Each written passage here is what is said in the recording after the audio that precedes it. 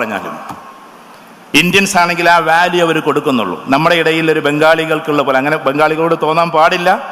അതല്ല ഞാൻ പറഞ്ഞ ആ ഒരു ചിന്തയാണ്. ഒരു ബംഗാളി, നമ്മളെ വീട്ടിൽ ജോലിക്ക് വന്നൊരു ബംഗാളി നാളെ ഒരു ലെക്സസ് കാറും കൊണ്ട് പോയാൽ നിങ്ങളുടെ മനസ്സിൽ എന്തായിരിക്കും അവസ്ഥ? ചിലപ്പോൾ നമ്മൾ അവിടെ ബോധം കെട്ടുവിടും. പിന്നെ മാർക്ക് സുക്കർബർഗ് പോലെയുള്ള ആളുകളൊക്കെ ഇന്ത്യൻസിനെ ടോപ്പ് റേഞ്ചിലേക്ക് എത്തുന്നവരുടെ കപ്പാസിറ്റി കൊണ്ടാണ്, അല്ലാതെ അവരുടെ ഇഷ്ടം കൊണ്ടൊന്നുമല്ല. തമിഴ്നാട്ടിൽ അറിയപ്പെടുന്ന ഒരു വ്യക്തി ഗൂഗിളിന്റെ CEO ആകുന്നത് അദ്ദേഹത്തിന്റെ കേപ്പബിലിറ്റി കൊണ്ടാണ്, അല്ലാതെ അദ്ദേഹത്തോടുള്ള ഇഷ്ടം കൊണ്ടല്ല. സുന്ദർ പിച്ചൈ, ഇന്ത്യൻസിന് അത്ര കപ്പാസിറ്റി ഉണ്ടെന്ന് അവർക്കറിയാം. പക്ഷെ എന്നാലും വിധാനം അതാണ്. സായിപ്പന്മാരോട് സംസാരിക്കാൻ നമുക്ക് മനസ്സിലാവും. അത് ഭയങ്കര ഹാപ്പി ആയിട്ട് ചിരിച്ച് കളിച്ചൊക്കെ സംസാരിക്കും. യൂറോപ്പിൽ ജീവിക്കുന്ന ആൾക്കാർ ഒരു കൂട്ടത്തിലുണ്ട്, അവരോട് ചോദിച്ചാൽ അറിയാം.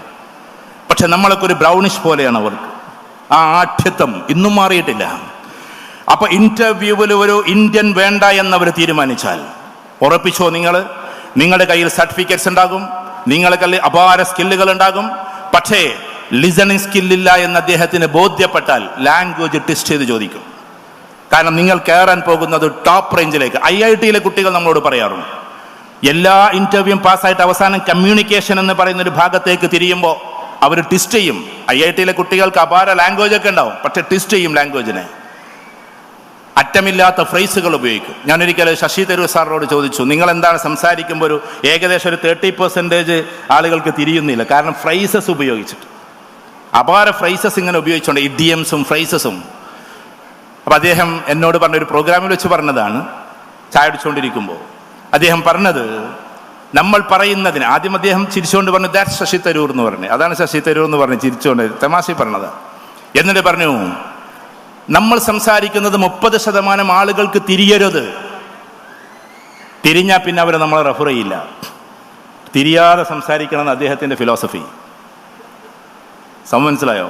ഞാൻ പറയുന്നത് 30%. അത് അദ്ദേഹം പറഞ്ഞു, ഞാൻ ഓക്സ്ഫോർഡിലും കാംബ്രിഡ്ജിലും പോയാൽ പോലും സായിപ്പന്മാരെ ഞെട്ടിക്കുന്ന എന്തെങ്കിലും ഒരു സാധനം അവിടെ എന്താക്കും, പറയും. അത് അദ്ദേഹത്തിൻ്റെ ക്ലവർനെസ് ആണ്.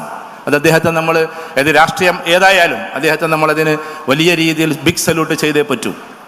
അപ്പം ഞാൻ പറഞ്ഞു വരുന്നത്, ഇങ്ങനെ സായിപ്പന്മാർ അല്ലെങ്കിൽ ഒത്തൻറ്റിക് ആയിട്ടുള്ള ആളുകൾ, നിങ്ങൾ വീട്ടിലിരുന്ന് ഇന്റർവ്യൂ അറ്റൻഡ് ചെയ്യുമ്പോഴും ചിലപ്പോൾ അപ്പുറത്തിരിക്കുന്ന സായിപ്പാകാം ഇനി ഭാവിയിൽ. വീട്ടിലിരുന്നിട്ടാണ് ഇന്ന് കുറേ കുട്ടികൾ ജോലി ചെയ്തുകൊണ്ടിരിക്കുന്നത്. Work from home, work at home, എന്ത് നിങ്ങൾ വിളിച്ചാലും. ഇപ്പം എൻ്റെ അയൽവാസിയായ കുട്ടി തൃശ്ശൂർ എഞ്ചിനീയറിംഗ് കോളേജിൽ പഠിച്ചതാണ്, അലിക്കയുടെ മകന്. അവൻ വീട്ടിലിരുന്ന് ചെയ്യുന്ന ജർമ്മൻ ടെക്നോളജി, അത് ജർമ്മനിയിൽ ഒരു കമ്പനിക്ക് വേണ്ടിയിട്ടാണ്. എൻ്റെ മേൽപ്പത്തൂർ എന്ന് പറയുന്ന, കോന്നല്ലൂർ എന്ന് പറയുന്ന നാട്ടിലെ വീട്ടിൻ്റെ അകത്തിരുന്നിട്ട് എത്രയോ കാലങ്ങളായി അവൻ ജോലി ചെയ്യുന്നത് ജർമ്മനിക്ക് വേണ്ടിയിട്ടാണ്. അവൻ ഒരിക്കൽ പോലും ജർമ്മനി കണ്ടിട്ട് പോലുമില്ല. ഈ കാലഘട്ടം വരികയാണ്, വന്നു കഴിഞ്ഞു. ഇനി അത് വളരെ ഫ്ലറിഷ് ആകാൻ പോവുകയാണ്.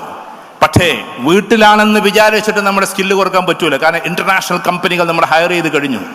അവർക്ക് വേണ്ടി നമ്മൾ വർക്ക് ചെയ്യുമ്പോൾ ആ ഒരു സ്കില്ലിലേക്ക് നമ്മൾ കയറണം. ഞാൻ പറഞ്ഞു വരുന്നത്, അങ്ങനെ എല്ലാ ആളുകളും ഇവിടെ വിശദീകരിച്ചു, മാം വിശദീകരിച്ചതിൽ നിന്നാണ് ഞാൻ അതിലേക്ക് പോയത്. അപ്പം നമുക്കുണ്ടാകേണ്ടുന്ന ചില ഭാഗങ്ങളുണ്ട്. ഇവിടുത്തെ എല്ലാ സാറന്മാരെയും പ്രത്യേകിച്ച് എടുത്തു പറഞ്ഞുകൊണ്ട് ഞാൻ എൻ്റെ ടോപ്പിക്കിലേക്ക് അതിൻ്റെ ഇൻട്രൊഡക്ഷൻ പൂർത്തിയാക്കിക്കൊണ്ട് പ്രവേശിക്കുകയാണ്. എന്ന് വെച്ചാൽ, നമ്മൾ ഇപ്പോൾ ചെയ്യാൻ പോകുന്ന കോഴ്സ് എന്ന് പറയുന്നത് നമുക്ക് നമ്മളെ തന്നെ തിരിച്ചറിയാൻ പറ്റാത്തൊരവസ്ഥയിലൂടെയുള്ള എഡ്യൂക്കേഷനിലൂടെ വന്ന്, ആ എഡ്യൂക്കേഷനെ കുറ്റപ്പെടുത്തല്ല, പക്ഷെ അത് നമ്മുടെ പ്രശ്നമാണ്. ഇതിൽ എത്ര കുട്ടികളുണ്ട് ഡിഫറൻഷ്യൽ ആപ്റ്റിറ്റ്യൂഡ് ടെസ്റ്റ് ചെയ്തവർ? Please raise the hands, please raise the hands. നമുക്ക് എത്ര ആപ്റ്റിറ്റ്യൂഡ് ഉണ്ടെന്നുള്ള ടെസ്റ്റാണ് ഡിഫറൻഷ്യൽ ആപ്റ്റിറ്റ്യൂഡ് ടെസ്റ്റ്. അത് ചെയ്ത ഏതെങ്കിലും ഒരു കുട്ടി ഉണ്ടെങ്കിൽ ഒന്ന് കൈപ്പൊക്കിയാട്ടെ. ഒരു മനുഷ്യന് 13ഓളം ആപ്റ്റിറ്റ്യൂഡ് ഇപ്പൊ കണ്ടെത്തിയിട്ടുണ്ട്. ഇപ്പൊ എന്നെ സംബന്ധിച്ച് ഞാൻ ടെക്നിക്കൽ ആപ്റ്റിറ്റ്യൂഡ് ഉള്ള ആളല്ല. എന്നെ ടെക്നോളജി ഏൽപ്പിച്ചു കഴിഞ്ഞാൽ ഞാൻ കുറച്ച് ബാക്കിലായിരിക്കും. ഞാൻ സോഷ്യോ ഇന്റലിജന്റ് എന്നാണ് പിന്നെ റിസൾട്ടുകൾ പറയുന്നത്. അപ്പോൾ നമ്മുടെ ഇന്റലിജൻസ് ടെസ്റ്റ് ചെയ്ത ഏതെങ്കിലും ഒരു കുട്ടി ഇവിടെ ആണ്. ഞാൻ രക്ഷിതാക്കളോട് ഇന്ററാക്റ്റീവ് ചോദിക്കുകയാണ്, ഏതെങ്കിലും കുട്ടി ഇന്റലിജൻസ് ടെസ്റ്റ് ചെയ്തിട്ടുണ്ടോ? എൻ്റെ ഇന്റലിജൻസ് ഏതാണെന്ന് സ്വന്തം മൾട്ടിപ്പിൾ ഇന്റലിജൻസ് ടെസ്റ്റ് എന്നാണ് അതിന് പറയുക. ഒന്ന് കൈപൊക്കിയാട്ടെ ഏതെങ്കിലും ഒരു കുട്ടി ഉണ്ടെങ്കിൽ. MIT, multiple intelligence test.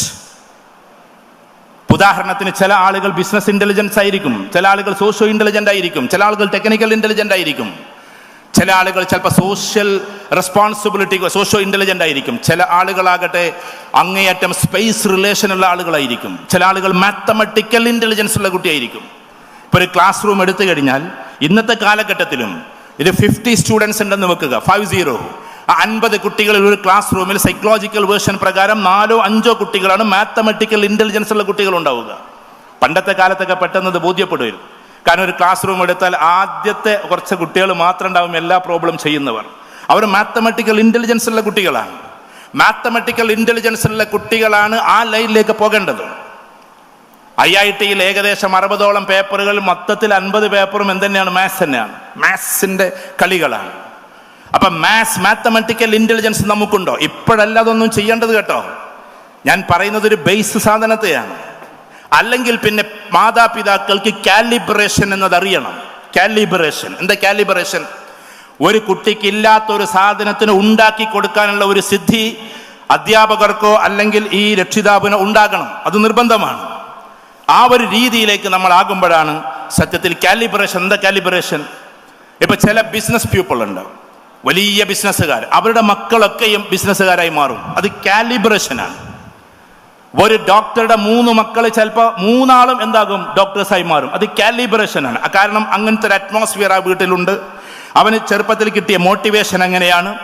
അവൻ ആ റിത്തമിലൂടെ വളർന്ന ആളാണ്.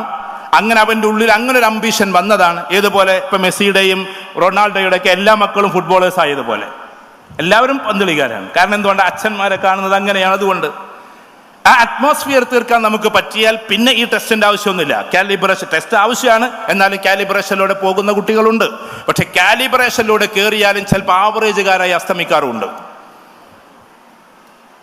അച്ഛൻ ഡോക്ടറായി എന്നതുകൊണ്ട് ആ പ്രതാപം ചിലപ്പോൾ 3 മക്കളിൽ ഒരാൾക്കുണ്ടാവും, ബാക്കി 2 ആൾക്ക് ഉണ്ടാകണമെന്നില്ല. അപ്പം ഞാൻ പറഞ്ഞു വരുന്നത്, ഞാൻ രക്ഷിതാക്കളോട് കൂടിയാണ്. നമ്മളിത് പറഞ്ഞുകൊണ്ടേയിരിക്കും. കാരണം എന്താണെന്നറിയോ? അടുത്ത് തന്നെ കേരളത്തിൽ ഈ സിസ്റ്റം വരാൻ പോകുന്നു എന്നാണ് വിദ്യാഭ്യാസ മന്ത്രി നമ്മളോട് പറഞ്ഞത്. കാരണം ഇത് നിങ്ങളൊരു പ്രൊജക്റ്റാക്കി തരൂ, നമുക്കങ്ങനെ കാര്യങ്ങളൊക്കെ ചെയ്ത് പോകാമെന്ന്. എനിക്കത് പ്രൊജക്റ്റ് ആക്കണമെങ്കിൽ കുറേ കാലം, ചിലപ്പോൾ പ്രൊജക്റ്റ് ആക്കുമ്പോഴേക്ക് വിദ്യാഭ്യാസ മന്ത്രിയൊക്കെ ഇറങ്ങിയിട്ടുണ്ടാവും. അത്ര പണി ഉണ്ടാവും ഇതിൻ്റെ പിന്നിൽ. അപ്പം ഞാൻ പറഞ്ഞു വരുന്നത്, ഓരോ കുട്ടികളെയും അങ്ങനെ സെലക്ട് ചെയ്തിട്ട്, അപ്പം നിങ്ങൾ ഈ കോഴ്സ് തിരഞ്ഞെടുത്തു, ഇനി നിങ്ങളുടെ രീതി എന്താണ്? കാലിബ്രേഷനാണ്. ആ കാലിബ്രേഷൻ എന്തൊക്കെ വേണം? 4 ഭാഗങ്ങൾ പൂർത്തിയാക്കുമ്പോഴാണ് ശരിക്കും എഡ്യൂക്കേഷൻ പെർഫെക്റ്റ് ആകുന്നത്. എഡ്യൂക്കേഷൻ പെർഫെക്റ്റ് ആകുന്നത്. ഞാൻ നേരത്തെ ചോദിച്ച ചോദ്യത്തിന് വല്ല ഉത്തരവുണ്ടോ? ഇല്ല. ഒന്നും കൂടി പറയാം. 10,000 രൂപ ആക്കിയിട്ടുണ്ടേ, ഇവിടെ വന്ന് ഇപ്പോൾ വാങ്ങിക്കാം. ഒന്നും കൂടി പറയട്ടെ, എന്നാൽ കുറച്ച് സിമ്പിളായത് പറഞ്ഞോട്ടെ. സിമ്പിളായത് എന്താ? ശ്രദ്ധിച്ചോ? ഇനി കേട്ടവരാണെങ്കിൽ കേട്ട ഞാൻ അതന്നെ പറയാം. സ്കീസം back to on to off. അതാണ് ഞാൻ ആദ്യം പറഞ്ഞത്. അത്ര സിമ്പിളല്ല, അത്ര ടഫല്ല. അടുത്തത് equality. ഞാൻ ഇപ്പം എന്താ പറഞ്ഞത്? equality. ഒന്ന് പറഞ്ഞാട്ടെ, പറഞ്ഞോളൂ. കുറച്ച് സമയം ക്ലാസ് ഉണ്ടാവുള്ളൂ കേട്ടോ. എല്ലാവരും അച്ചടക്കത്തോടു കൂടി ഇരിക്കണം. എല്ലാവരും ഒന്ന് എഴുന്നേറ്റ്, ജസ്റ്റ് ഒന്ന് എഴുന്നേറ്റ്. രക്ഷിതാക്കളെല്ലാവരും, നിങ്ങൾക്ക് പ്രയാസം തോന്നരുത്, ഞാനൊരു രക്ഷിതാവാണ്, ഞാനും ഇങ്ങനെ നിൽക്കുന്നല്ലേ. അടുത്തുള്ള നമ്മുടെ കുട്ടികൾക്കൊക്കെ ഒന്ന് കൈ കൊടുത്തട്ടെ, ജസ്റ്റ് ഒന്ന്. നമ്മളെ മക്കൾക്ക്, നമ്മളെ അടുത്തേക്ക് നമ്മളെ കുട്ടികളാണല്ലോ. ചിലപ്പോൾ നമ്മൾ കൈ കൊടുത്തിട്ടൊക്കെ കുറേ കാലമായിട്ടുണ്ടാവും. കുട്ടികളൊക്കെ വലുതായി, ഇപ്പോൾ ഉപ്പ എന്നൊന്നും അടുത്ത് വന്ന് വിളിക്കാറില്ല, ദൂരെ നിന്ന് നമ്മളിങ്ങനെ നോക്കാറാണ്. അവന് ഫ്രണ്ട്സായി, അവൻ നമ്മളെ രീതിയിലല്ലാതെ കുറച്ചൊക്കെ അങ്ങനെ ഇങ്ങനെയൊക്കെ ആയി എന്നൊക്കെ തോന്നുന്നുണ്ടാവും. എന്നാലും കൈ കൊടുക്കാൻ നമുക്ക്, കുറച്ച് ചെയ്താൽ ഹഗ് ചെയ്യാൻ നമുക്ക്. അങ്ങനെ കുട്ടികളോടൊരു വല്ലാത്തൊരു ഇമോഷൻസ് നമുക്കുണ്ട്. നമ്മുടെ കുട്ടികൾക്ക് ഇതൊന്നും നമ്മൾ ചെയ്തു കൊടുത്തിട്ടില്ല. നിങ്ങൾ ബേജാറാവണ്ട. കേരളത്തിലെ ഏകദേശം 3.5 കോടി ജനങ്ങളിൽ ഏകദേശം 2 കോടി വിദ്യാർത്ഥികളിൽ ആ 2 കോടി വിദ്യാർത്ഥികളുടെ അവസ്ഥ ഏകദേശം ഇങ്ങനെയൊക്കെ തന്നെയാണ്. പക്ഷേ നമുക്കിടയിൽ നിന്ന് IAS ഒക്കെ നേടിയിട്ടുള്ള ആളുകളോട് നിങ്ങൾ ചോദിക്കുക. ഫോർ എക്സാമ്പിൾ, ഇപ്പോഴും നമ്മുടെ ജാർഖണ്ഡിൽ കളക്ടറായിട്ടിരിക്കുന്ന അബൂബക്കർ സിദ്ദീഖിനോട് നിങ്ങൾ ചോദിക്കുക. നമ്മുടെ നാട്ടുകാരനാണ്, അരീക്കോട്ടുകാരനാണ്, അദ്ദേഹം ജാർഖണ്ഡിലെ കളക്ടറാണ്. അദ്ദേഹത്തോടൊക്കെ നിങ്ങൾ ചോദിക്കുക. ഇപ്പം ചിലപ്പോൾ മാറിയിട്ടുണ്ടോ എന്ന് എനിക്ക് അറിഞ്ഞുകൂടാ. നമ്മുടെ സുഹൃത്ത് എനിക്ക് മെസ്സേജ് അയക്കാറുണ്ട്. അദ്ദേഹം നാടനാണ്, നല്ല മനുഷ്യനാണ്, നമുക്കൊക്കെ അറിയാവുന്ന ആൾ. പക്ഷെ അവർ ഈ ടെസ്റ്റ് കഴിഞ്ഞിട്ടാണ്, അവർ ഈ ടെസ്റ്റ് കഴിഞ്ഞിട്ടാണ് എങ്ങോട്ട് പോയത്? ഈ സിവിൽ സർവീസിലേക്ക് പോയത്. അവിടെ നിങ്ങൾ ചോദിച്ചോ? കാരണം മൾട്ടിപ്പിൾ ഇൻ്റലിജൻസ് കഴിഞ്ഞാലേ നമുക്ക് റെഫറൻസ് സ്കില്ലും ഡാറ്റ ഇൻ്റർപ്രിട്ടേഷനും അനലിറ്റിക്കൽ റീസണിങ് ക്രിട്ടിക്കൽ ഇവാലുവേഷനും ഒക്കെ ഉണ്ടോ എന്ന്, സിവിൽ സർവീസിന് കപ്പാസിറ്റി ഉണ്ടോ എന്ന് നമുക്ക് തെളിയിക്കാൻ പറ്റും. അതില്ല എങ്കിൽ പിന്നെ എങ്ങനെ ചെയ്യാൻ പറ്റും? അപ്പം അതുകൊണ്ട് നമ്മളെപ്പോഴും സൂചിപ്പിക്കാറുള്ളത് പോലെ, ഒരു ഹീറോ എന്ന് പറയുന്ന ഒരാൾ പലയിടത്തും 0 ആയിരിക്കും. ഇപ്പം നമ്മളൊക്കെ ഇരിക്കുന്നവരൊക്കെ ഓരോ സൈഡിൽ ഹീറോസാണ്, പല സൈഡിലും നമ്മൾ 0s ആയിരിക്കും.